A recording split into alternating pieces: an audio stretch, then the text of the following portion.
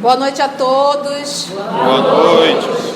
Hoje, 3 de abril de 2018, nós estamos reunidos para estudarmos a obra No Mundo Maior. Hoje é o nosso estudo de número 35. Nós vamos iniciar o capítulo 8, no Santuário da Alma. Rogamos que o nosso Senhor Jesus nos conduza nesse trabalho. No capítulo anterior, nós nos deparamos com um processo obsessivo. O menino deficiente físico, deficiente mental, e uma particularidade é que ele também entra num processo de convulsão. E essa convulsão era resultado da ação magnética de 2 espíritos sobre ele. Ele está 2 séculos nesse processo expiatório. Foram 2 séculos de muitos espíritos. Era realmente uma grande legião. E ao longo desses 2 séculos, esses espíritos, obviamente encarnando, tá, nesse processo de reencarnar, eles foram perdoando e foram seguindo a sua vida, mas 2 ainda estavam renitentes. Então nós vamos nos deparar por uma ação obsessiva, levando inclusive não só a deformidade do próprio corpo, porque houve uma destruição do corpo perispiritual, mas também de levar inclusive a criança de 8 anos de idade nesse processo de convulsão. Nesse capítulo de hoje, nós vamos nos deparar também com a convulsão. Só que nesse caso específico, nós vamos nos deparar com o próprio algoz, vamos dizer assim, o próprio encarnado. Ele é o próprio algoz. Ele entra. Então, é um capítulo riquíssimo de lições. Não falta. Se tiver que faltar, acompanha depois em nosso site. Quem não acompanhou o estudo de número 7, oriento que vá no site, baixe os estudos do capítulo 7 para entender o capítulo 8. Outro recurso que nós vamos precisar e vamos falar muito, do livro Pensamento e Vida, a mensagem que vai retratar a vontade, tá? Vontade, que ele vai falar do gerente e vai falar dos departamentos, tá? Então vá lá no nosso site, verifica esse estudo titulado Vontade, que vai falar desses departamentos. E aí, quando nós aqui formos citar, vocês poderão fazer esse link, ok? Nós iremos utilizar esses livros como realmente recursos para um melhor entendimento desse texto. É muito bom esse capítulo, me chamou muita atenção ele, tá bom? Às vezes é muito comum as pessoas dizerem, mas como é que se tem uma memória? A Maria Luísa lembra de tudo, né? Ela lê antes de vir. Então, como é que nós iremos fixar o nome dos personagens, ou até mesmo fixar a história, se a gente não estuda, se a gente não relê? Então, o site ele acaba sendo esse recurso para você ouvir novamente, se familiarizando e fixando o nome dos personagens, inclusive a própria história. E fixa mesmo. Quando você precisa, você aciona aquilo. Vamos então, Santuário da Alma? Noite fechada, Calderaro e eu, André Luiz, penetramos casa confortável e nobre, onde o instrutor, segundo prometera, me proporcionaria alguns esclarecimentos novos com referências aos desequilíbrios da alma. Não é caso tão grave quanto aquele do paralítico que visitamos, adiantou o prestimoso orientador. Trata-se, a bem dizer, de questão quase vencida. Há muito tempo assisto Marcelo com fluidos reconfortantes e a sua situação é de triunfo integral. Dócil à nossa influência, encontrou na prece e na atividade espiritual o suprimento de energias de que necessitava. Vimos ontem um caso de destrambelho total dos elementos perispiríticos, com a consequente desagregação do sistema nervoso, em doloroso quadro que só o tempo corrigirá. Aqui, entretanto, a paisagem é outra. O problema de perturbação essencial já está resolvido. O reajustamento da vida surgiu pleno de esperanças novas. A paz regressou ao tabernáculo orgânico, mas perseveram ainda as recordações, os remanescentes dos dramas vividos no passado, aflorando sob forma de fenômenos epileptoides. As ações reflexas da alma, que emergem de vasto e intricado túnel de sombras e que tornam, em definitivo, ao império da luz. Se o mal demanda tempo para fixar-se, é óbvio que a restauração do bem não pode ser instantânea. Assim ocorre com a doença e a saúde, com o desvio e o restabelecimento do equilíbrio. Na fala de Calderaro, a primeira lição, quando ele fala aqui, existe toda essa assistência? Existe, mas o paciente é o quê? Dócil. O que é um ser dócil? É fácil de conduzir, se submete, atende. É um paciente obediente, é dócil. É o primeiro movimento, porque nós recebemos assistência, sim, muitas. A pergunta é, somos dóceis a elas? Qual é a característica do encarnado? Um ser rebelde não pode ser dócil. Então, nós sempre queremos fazer do nosso jeito e da nossa forma. Então, ele diz, dócil à nossa influência, encontrou na prece e na atividade espiritual o suprimento. Qual é a função do suprimento? É um reforço? O suprimento de energia de que necessitava. Vimos ontem o caso de destrambelho total. De que ele está falando aqui? Qual era o caso? 8 anos de idade. O corpo físico estava o quê? Totalmente destruído. Dos elementos perispiríticos. E obviamente reflete isso no corpo. E lembra sempre que essa encarnação dele é a melhorzinha. Com a consequente desagregação do sistema nervoso em doloroso quadro que só o tempo vai corrigir. Aqui, entretanto, a paisagem é outra, em relação ao Marcelo. O problema de perturbação essencial já está resolvido. O reajustamento da vida surgiu pleno de esperanças novas. Então, aqui ele já não tem a perturbação. Olha, o problema de perturbação essencial já está resolvido.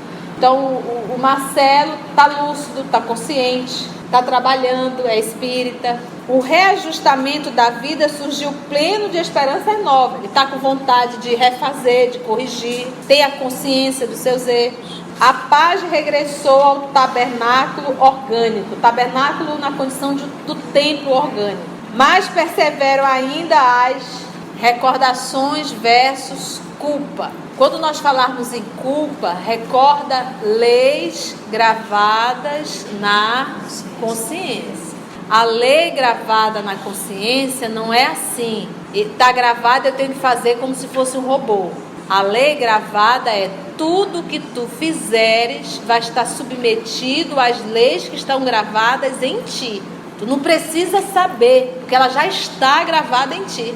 Você vai inconscientemente sofrer as consequências das tuas atitudes. Se boas, o resultado é bom. Se a atitude é negativa, o resultado será negativo. Isso é um fato que não temos como fugir. Ninguém consegue fugir da própria consciência. E no estudo onde nós retratamos a morte, no livro Pensamento e Vida, o que diz Emmanuel? A morte é o encontro com a tua realidade. É o encontro com a tua mente, que é o espelho da vida que tu levaste. Então ele diz, o problema de perturbação essencial já está resolvido. O reajustamento da vida surgiu pleno de esperanças novas. Beleza. A paz regressou ao tabernáculo, ao corpo dele. Mas perseveram ainda as recordações. Culpa. Os remanescentes dos dramas vividos no passado, aflorando sob forma de fenômenos epileptoides, são as convulsões. Depois, olha, o corpo está legal, mas essa culpa que ele carrega, essas lembranças que ele carrega, faz com que ele entre em convulsão. Não é uma deformação autónoma. Não, são lembranças. No caso lá do menino, era organismo, mas nós sabemos que o organismo já foi resultado de toda uma conduta. O que nós temos que entender, gente, olha, uma vez que eu detecto uma patologia, uma enfermidade orgânica, que a pessoa nasceu com. O primeiro ponto eu tenho que entender é que não se trata só de um organismo, é um ser espiritual, que a sua conduta como espírito que deformou o corpo perispiritual, que deformou o corpo físico, e que ele poderá passar uma encarnação inteira nesse processo de expiação, e às vezes 1, 2, 3 séculos. Fala, Gil. Esse tipo de fenômeno de epileptóide, ele pode ir nos melhores especialistas da Terra e não vai ser detectado, não é? A convulsão? É a solução do problema dele. A solução não. Porque tem Porque ele vai entrar com o quê? Com medicamento que vai evitar a convulsão, né? Ele entra com medicamento, com tratamento, mas ela vai estar lá instalada. Nesse caso aqui, é específico espiritual. O organismo dele não está erradicado. Mas uma pessoa que entra no processo de convulsão, se você for fazer exame logo depois, vai detectar que as células ficaram o quê? Em desajuste. Vai aparecer uma alteração nos neurônios, correto? Quem já viu uma pessoa dando convulsão? Poucas pessoas. É terrível. Uma contração muscular socimose. Tem pessoas que vão a óbito porque se sufoca. Bora lá mais um pouquinho. Pelo que eu entendi o que o Júlio está falando, é porque como essas convulsões não é um estado orgânico, porque o organismo dele não tem problema nenhum. Então, como vai ser detectado isso no médico se ele não tem problema orgânico? Mas é isso que, como eu acabei de falar. Uma vez uma pessoa dando uma convulsão, já desorganizou os neurônios. Uma vez fazendo um exame, um eletroencefalograma, já vai aparecer a alteração orgânica por ter dado. Mas ele não tem como saber a causa, a origem. E aí o que vai fazer? Vai entrar com tratamento, medicamentos para evitar uma convulsão. Porque cada convulsão dada vai deixando sequelas. Aflorando sob forma de fenômenos epileptoides, as ações reflexas da alma. Então, imagina o corpo físico se contorcendo. Esse é um reflexo da alma dele, que está se contorcendo de culpa, de arrependimento, de vergonha. É como se fosse assim. De repente tu encontra alguém, tu não lembra da história, mas tu lembra da emoção que deu a direção ao sentimento. Então, ao encontrar aquela pessoa, você vai reviver a emoção, que pode ser boa ou ruim. E uma vez tu revivendo aquela emoção, vai acionar o sentimento. Então, nesse caso, quantos obsessores não estão próximos? As vítimas. Estão próximos. Eu não lembro, mas aciona em mim uma emoção. Por exemplo, de repente eu estou aqui, aí de repente me dá um pavor, síndrome do pânico. Eu fico apavorada, vão me descobrir. Eu tenho medo de tudo. Quase sempre é a consciência de culpa. O medo de ser descoberto. Tá vendo, Deus vai falar assim, meu Deus do céu. Você está entendendo? E às vezes em contato com aquele ser que eu não estou vendo, mas que eu estou sentindo, aciona a emoção que me aciona o sentimento. E eu volto a sentir tudo, só que eu não sei explicar por que eu estou sentindo isso. Entendeu como é que é? Quando você encontra alguém querido da sua alma, você sente uma emoção. E aí aciona o sentimento. Caso de memórias, né? Caso de memórias. Memórias tem daquela olha do Guzmán, que a esposa dele o traiu. Toda vez que ele se aproxima dela, ela como criança ainda, sim. Ela sente, ela chora. Fica buscando, né, a mãe. Culpa que ela carrega. Então esse caso aqui é o quê? As ações reflexas da alma. Como é o nome dele? Muito bem. Que emergem de vasto e intricado túnel de sombras e que tornam, em definitivo, ao império da luz.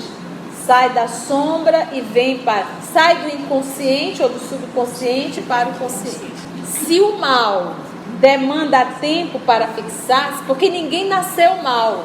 Você vê um menino perverso, capeta, não pensa que ele começou agora. Ele já traz, ele está há séculos construindo essa personalidade perversa. Então você imagina 4, 5, 6, 7, 8 séculos fazendo perversidade, uma encarnação, tu acha que tu vai resolver tudo? Tu vai deixar de ser perverso?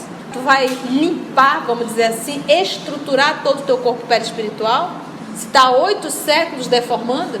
Então o que ele diz? Se o mal demanda tempo para fixar-se, é óbvio que a restauração do bem não pode ser instantânea.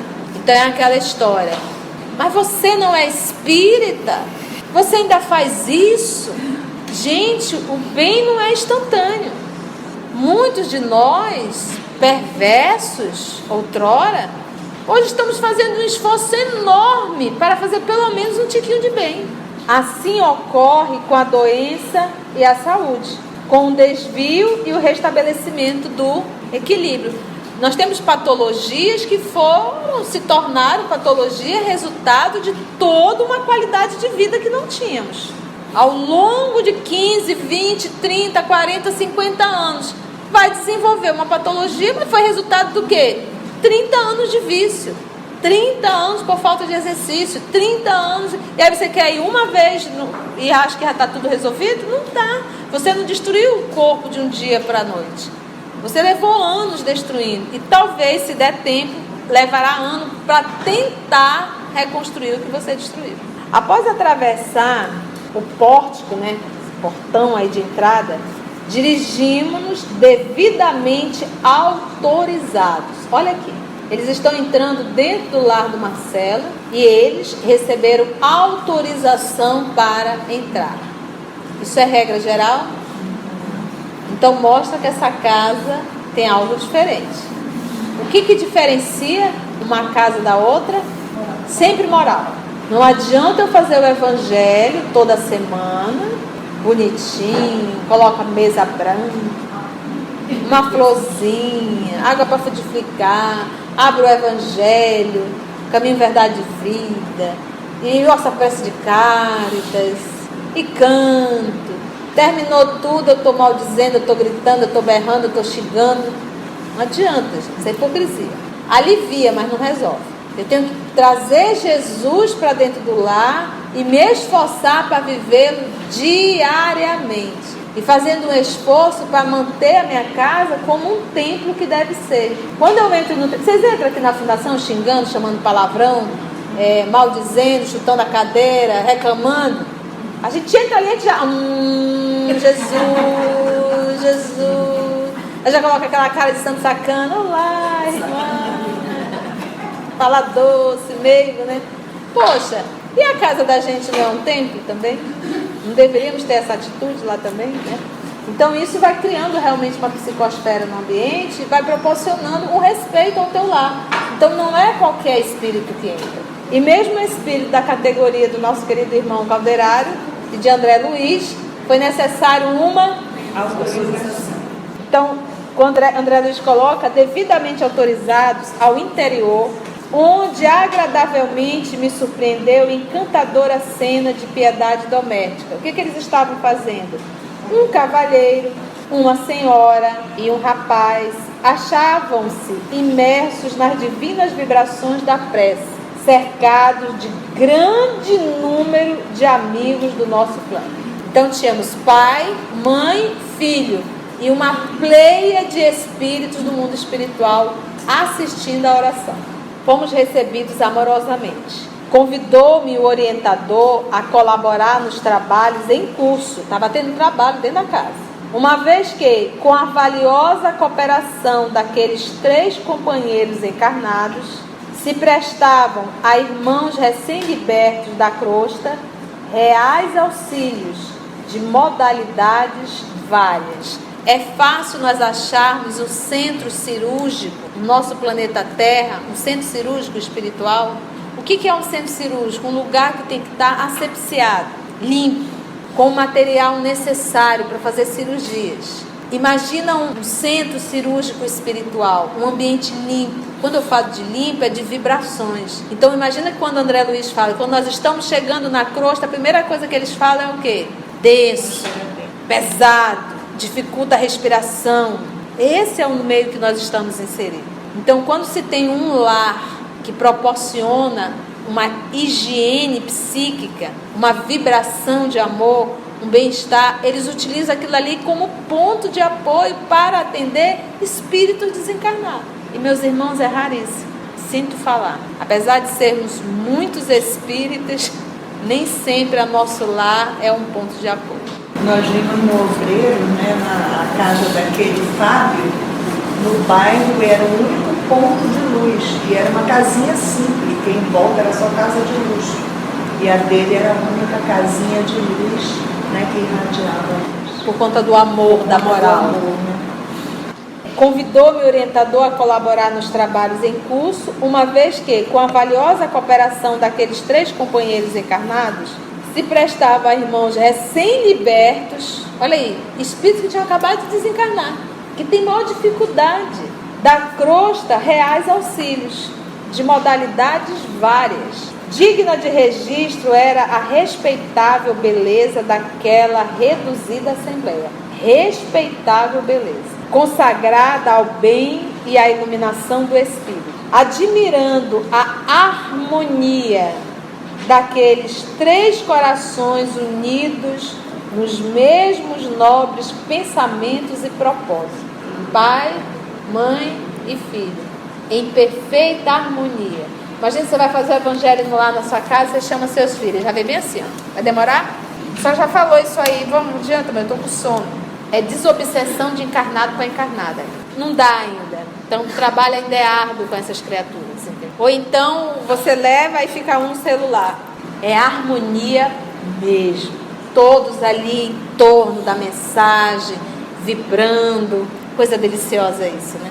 Admirando a harmonia daqueles 3 corações unidos nos mesmos nobres pensamentos e propósitos, e que miríficos fios de luz entrelaçavam, o assistente amigo comentou com oportunidade. E vale só ressaltar uma coisa. Quando a gente lê isso aqui, aí a gente não presta atenção no que está entre linhas. Aí você diz, não, mas tem que fazer o evangelho no lar. Tá vendo? Eles estão fazendo o evangelho no lar e virou um ponto de luz. E aí você sai divulgando isso, que basta fazer o evangelho no lar para virar um ponto de luz. E aqui já deixou bem claro que não é assim não que a banda toca. Para que se torne um ponto de luz, é necessário que haja entre os participantes o quê? Harmonia. Ele coloca outra coisa, novos pensamentos e propósitos. Harmonia. Nobres, né, pensamentos. Propósito no bem. Então não basta fazer o evangelho, é necessário eu vivê-lo, senti-lo. Vamos lá, Calderaro. A família é uma reunião espiritual no templo e por isso mesmo o lar é um santuário. Muitas vezes, mormente na terra, vários de seus componentes se afastam da sintonia com os mais altos objetivos da vida. Todavia, quando 2 ou 3 de seus membros aprendem a grandeza das suas probabilidades de elevação, congregando-se intimamente para as realizações do Espírito Eterno, são de esperar maravilhosas edificações. Lindo isso aqui que ele falou. Ele aqui está reportando quando Nosso Senhor Jesus diz: quando 2 ou mais pessoas se reunirem em meu nome.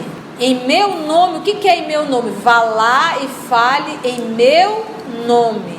Tu és um representante meu. Eu lá estarei. Então o que ele está dizendo? Olha, a família ela é uma reunião espiritual no templo. E por isto mesmo lá é um santuário. Muitas vezes, mormente, né, apesar, né, na terra, vários de seus componentes se afastam da sintonia com os mais altos objetivos da vida. Não estão no mesmo grupo, na mesma afinidade, no mesmo propósito. Se afastam. Todavia, quando 2 ou 3 de seus membros aprendem a grandeza das suas probabilidades de elevação, congregando-se intimamente para as realizações do Espírito Eterno, são de esperar maravilhosas edificações. 2 ou 3 da família. Compreendi que o instrutor estimaria prestar-me outros esclarecimentos, ampliando a santificante concepção da família. Contudo, o serviço urgente não nos permitia mais longa palestra. O trabalho de socorro a irmãos sofredores prosseguiu ativo em nosso lado. Então era no lado espiritual, realizando ali todo o trabalho. O pessoal ali orando, oferecendo um ambiente propício, asepsiado, e eles trabalhando no mundo espiritual. Imagina uma quantidade de espíritos recém-desencarnados. Terminado o concurso do trio familiar, com expressiva e comovedora oração, começou a retirada dos companheiros de nossa esfera, enquanto os amigos encarnados entraram em carinhosa conversação. Então, foi só no momento da oração. Terminou, recolhe o povo e pronto. Aí o povo quer fazer o evangelho em 5 minutos? Nem superou. O cavalheiro, com o sorriso feliz do trabalhador que bem cumpriu o dever, dirigiu-se aos circunstantes em voz altas. Graças a Deus, tudo normal. Encarando o rapaz com imensa ternura paternal, indagou. E você, Marcelo, continua bem? Oh, sem dúvida. Respondeu interpelado, alegre. Estou maravilhado, papai, com os excelentes resultados que venho colhendo em nossas reuniões das quintas-feiras. Tem voltado os ataques noturnos? Não. Proporção que me esforço no conhecimento das verdades divinas, cooperando com a minha própria vontade no terreno da aplicação prática das lições recebidas, sinto que passo cada vez melhor, que me reforço intimamente, recuperando a saúde perdida. Reconheço também que, desinteressando-me da edificação espiritual, distraído da minha necessidade de elevação, voltam as perturbações com intensidade. Nessas fases nocivas, desperto alta noite com os membros cansados e doloridos e assaltam-me evidentes sinais das convulsões, deixando-me longos momentos sem sentido. Então vamos entender a situação dele. O pai tem consciência e diz para ele o quê? Ele primeiro faz a pergunta: tem voltado os ataques noturnos? Então esse rapaz dava convulsão só na madrugada. De dia, normal, tranquilo, mas à noite o terror tocava. Ele diz não. A proporção que me esforço no conhecimento das verdades divinas, ele está se auto-evangelizando, cooperando com a minha própria vontade, e aí entra o nosso estudo lá. Quando nós vamos estudar o livro Pensamento e Vida, ele coloca a vontade como gerente de todos os demais departamentos. Quem lembra dos departamentos? Então nós temos aí imaginação, desejo, memória, inteligência. Então, e quem é o gerente de todos esses departamentos? Tem a vontade. Por isso que o Livro dos Espíritos, ele nos diz que o que nos falta é vontade firme, que nós não temos para fazer essa mudança. Então aqui ele diz, olha, eu estou estudando. Então ele continua dizendo, a proporção que me esforço no conhecimento das verdades divinas, cooperando com a minha própria vontade, no terreno da aplicação prática das lições recebidas, aquilo que eu digo, nós estamos vindo para o estudo evangélico, estamos estudando, estamos adquirindo o quê? Conhecimento das verdades divinas, cooperando com a minha própria vontade. Então não é por simbiose, eu vou aqui ouvir, adquirir informações, mas é necessário que ao sair daqui eu acione a minha vontade para viver o que eu aqui estou aprendendo. Sinto que passo cada vez melhor, que me reforço intimamente, recuperando a saúde perdida. Reconheço também que, desinteressando-me da edificação espiritual, distraído da minha necessidade de elevação, o que acontece? Volta as perturbações com intensidade. Então ele diz assim, olha, eu estou em tratamento, é igual quando você está em tratamento, você está fazendo tratamento, você acha que está bom, parou o medicamento, o que acontece? Volta pior, porque o teu corpo passa a ficar mais resistente ao medicamento, a dosagem vai ter que aumentar. Moral não é diferente não. Então é por isso que nós vamos falar sempre, gente, não faltem os estudos, tenham disciplina, acompanha pelo site quando você não puder vir. Porque, olha, do jeito que tem uma turma torcendo para a tua evolução espiritual, tem uma turma enorme querendo te levar para o inferno. Porque é como se fosse assim, eu estou na desgraça, então eu vou levar um monte comigo. Eles pensam assim, eles se revoltam com o bem. Eu não consegui, não vou deixar ninguém conseguir. E ficam felizes de ver que a pessoa está caindo na desgraça junto com eles. Então não adianta, nós precisamos... Então é ter disciplina, vamos frequentar, vamos estudar e vou me esforçar. E ele está aqui, não é só ele não. Como diz o Jó, estamos juntos. Desinteressando-me da edificação espiritual, distraído da minha necessidade de elevação, distraído. Volto às perturbações com intensidade. Nessas fases nocivas, desperto alta noite com os membros cansados e doloridos. Ele entra em confusão. E assalto-me evidentes sinais das convulsões, deixando-me longos momentos sem sentido. Então aqui o ensino que André trouxe aqui através do nosso irmão Marcelo é justamente o estudo, a vivência e a perseverança, acionando a vontade. Relaxou, se afastou, volta de novo. Por quê? Porque nós estamos em tratamento. Só o fato de nós nos afastarmos já mostra o quanto nós ainda estamos enfermos. Porque o que os espíritos fazem? Eles intensificam, eles fazem o investimento onde ele tem resultado. São milênios de recaídas. Não é a primeira recaída. Não é. E quase sempre são os mesmos erros. Então, olha, não adianta ir lá com o Júlio, porque o Júlio não tem. Eu já tentei de tudo. Até o pneu dele furou, ele me chamou o Uber. Já fiz o filho dele ter um chilique, na hora da saída ele disse, vai ficando chilique, eu vou. Não tem nada. Aí desistem. Agora ele vai nos... Augusto, deixa comigo. Só um apertozinho, ele já... Basta um telefonema do pessoal aí que é meu, aqui ó, do peito, ele larga tudo e vai. Entendeu? É assim. É simples. E é assim que acontece. Quando nós voltarmos ao mundo espiritual, nós vamos olhar e vai dizer, era assim mesmo. Caí direitinho. André Luiz estava sério. André Luiz estava sério. E a doida da tia também. O jovem sorriu e esta sua singela confissão filial e prosseguiu. Felizmente, porém, agora me consagro zeloso e assíduo à tarefa espiritualizante. Reconheço que os passes de mamãe são mais eficientes. Estou mais receptivo e observo que a boa vontade é fator decisivo em meu bem-estar. Olha que outra informação. Isso aqui do tratamento espiritual é maravilhoso. O primeiro momento você está recebendo o evangelho, você está recebendo assistência, mas é necessário a vontade, qualidade e persistência. No segundo momento ele vem falar do passe, que o passe que ele recebe da mãe é o quê? Mais eficiente por quê? Porque ele é receptivo. O que é ele ser receptivo? É ficar recebo. Ele acredita, ele vive, ele se esforça. Conduta moral. Conduta moral, esforço. Então, gente, tratamento espiritual é uma mão dupla.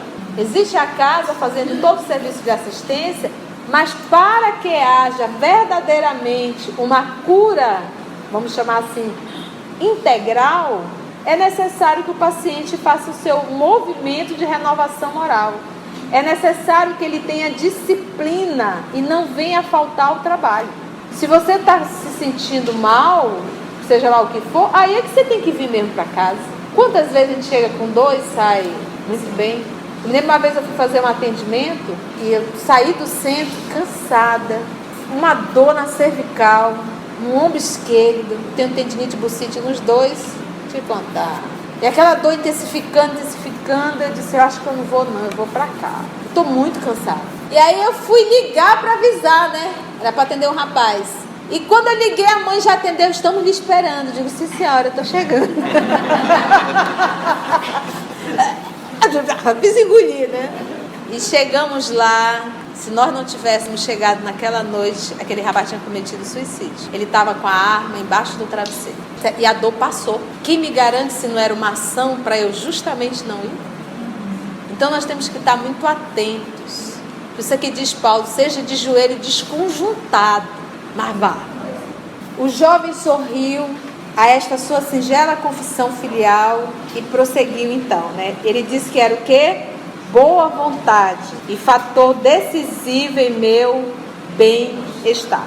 Os ouvintes entreolharam-se contentes, né? O pai e a mãe disse, poxa, que bom, nosso filho está tendo consciência. E o entendimento íntimo continuou, edificante, repleto de belas sugestões. O assistente, preparando o meu raciocínio, informou. Certo, não precisarei esclarecer que Marcelo se entretém com os pais. Possui outros irmãos que ainda não se afinam com a sagrada missão do casal. Ele, porém, é portador de sentimentos elevados e generosos. Só um time rapidinho. Lembra, ele tem outros irmãos, mas que não estão no mesmo nível, essa mesma harmonia. Mas os três realizam o trabalho. Não adianta você obrigar o filho a participar, ainda mais quando é um adulto. Quem vem estar lá que pelo menos respeite o trabalho que está sendo feito. Bora lá. Tem, como quase todos nós, um pretérito intensamente vivido nas paixões e excessos da autoridade. Quem é que tem? Exatamente. Exerceu outrora enorme poder de que não soube usar em sentido construtivo. Senhor de vigorosa inteligência, planou em altos níveis intelectuais, de onde nem sempre desceu para confortar ou socorrer. Portador de vários títulos honoríficos, muita vez os esqueceu, precipitando-se na vala comum dos caprichos criminosos. Impôs-se pelo absolutismo e intensificou a lavra de espinhos que o dilacerariam mais tarde. Chegada a colheita de nefanda messe, experimentou sofrimentos atrozes. Inúmeras vítimas o esperavam além do sepulcro e arremeteram contra ele. Entretanto, se errou clamorosamente, Marcelo, em muitas ocasiões, desejou ser bom e formou dedicações valiosas em torno de seu nome. Tais devotamentos, contudo, houveram que aguardar oportunidade por auxiliá-lo. Os inimigos eram massa compacta e gritavam furiosamente, invocando a justiça vulgar. Retiveram-no longo tempo nas regiões inferiores, saciaram velhos propósitos de vingança, serviciando-lhe a organização perispiritual. Marcelo, em plena sombra da consciência, rogou, chorou e penitenciou-se vastos anos. Por mais que suplicasse e por muito que insistissem os elementos intercessores, a ansiada libertação demorou muitíssimo, porque o remorso é sempre o ponto de sintonia entre o devedor e o credor. E o nosso amigo trazia a consciência fustigada de remorsos cruéis. Os desequilíbrios perispiríticos flagelaram-no assim, logo que atravessou o pórtico do túmulo, obstinando-se anos a fio. Vamos comentar essa passagem próximo, tá bom? Cenas do próximo capítulo. Essa leitura aqui do nosso irmão Augusto, nós iremos comentar essa situação do Marcelo no mundo espiritual. Mas já tivemos assim temos uma ideia da situação desse espírito. Ele retrata a sua última encarnação. Verdade? Dúvidas? Vamos então agradecer a Jesus, gente?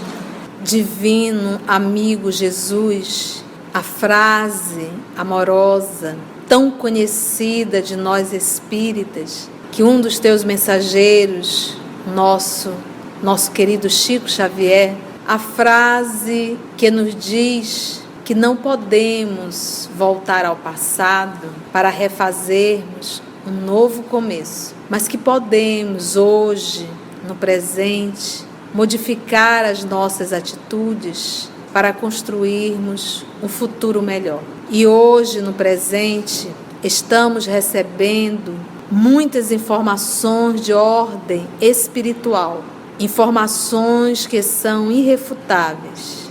São as pedras voltando para revelar. E todas essas lições nós estamos recebendo acordados, lendo, de olhos abertos, conscientes. Mas apesar de todo esse movimento externo, talvez, para muitos de nós ainda, estamos ouvindo, mas não estamos entendendo. Se algo temos a te pedir essa noite, é que nos ajude, Jesus, a despertar. E às vezes, esse teu chamado pode nos promover e nos provocar algumas dores. Então que nós possamos, por vontade firme, acordar para as lições que nos são direcionadas. E que não venhamos esperar o despertador dor. Muito obrigado, amado Mestre Jesus, por todo esse material que nos foi dado essa noite.